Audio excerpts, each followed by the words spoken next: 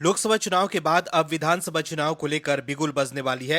महाराष्ट्र, हरियाणा और झारखंड में इस साल चुनाव होना है, जिसको लेकर अभी से ही सियासी पारा चढ़ गया है। बीजेपी जहां एक तरफ जन कल्याण योजनाओं के जरिए लोगों को साधने में जुटी है, तो वहीं विपक्षी दल के नेता आपस में ही लड़ रहे हैं कि मुख्यमंत्री कौन बनेगा।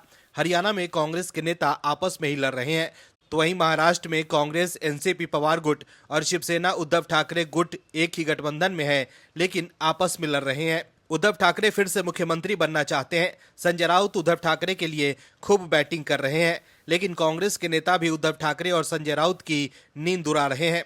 दोस्तों, विधानसभा चुनाव 2024 से पहले महाराष्ट्र का सियासी पारा चढ़ गया है।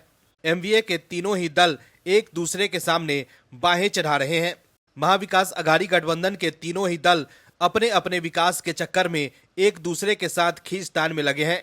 तीनों ही दल कोशिश कर रहे हैं कि कैसे भी करके गठबंधन में दबदबा हमारा हो जाए, तो बाकी दो दल तीसरे की टांग खींचने में लगे हैं।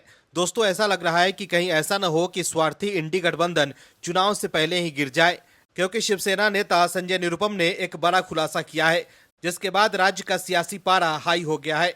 संजय निरुपम जो कभी कट्टर कांग्रेसी थे, लेकिन अब वो शिव सैनिक हो गए हैं। लेकिन उनके इस खुलासे ने उद्धव ठाकरे और संजय राउत की नींद उड़ा दी होगी। कैसे, बताते हैं आपको इस रिपोर्ट में। दरअसल महाराष्ट्र विधानसभा चुनाव को लेकर सियासी पारा चढ़ता जा रहा है। चुनाव से पहले राजनीतिक दल बड़े बड़े दावे करते नजर आ रहे हैं। इस बीच शिवसेना नेता संजय निरुपम ने चौंकाने वाला दावा किया है। उन्होंने कहा है कि आने वाले इलेक्शन में महायुति यानी एनडीए की सरकार बनेगी। लोकसभा चुनाव के नतीजों पर उन्होंने कहा कि काठ की हांडी बार बार नहीं चढ़ती। शिवसेना नेता संजय निरुपम ने कहा है कि उद्धव ठाकरे मुख्यमंत्री का चेहरा नहीं होंगे।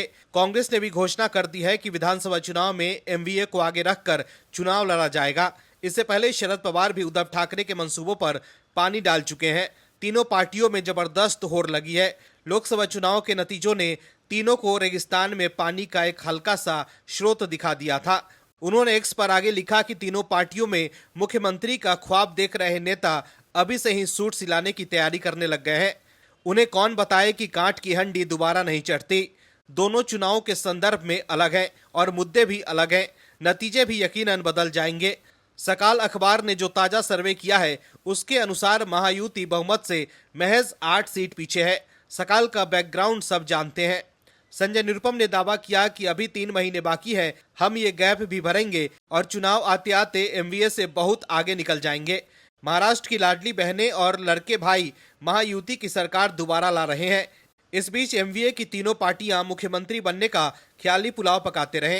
दोस्तों, महाविकास अघाड़ी के तीनों ही दल किसी न किसी रूप में एक दूसरे को ही नीचा दिखाने में लगे हुए हैं। तीनों ही दल एक दूसरे को राजनीतिक संन्यास पर भेजना चाहते हैं, तभी तो तीनों ही दल एक साथ रहकर भी आपस में भीतरघात कर रहे हैं। कांग्रेस 150 सीटों पर दावा ठोक रही है, तो वहीं उद्धव ठाकरे 125 सीटों पर दावा ठोक रहे हैं।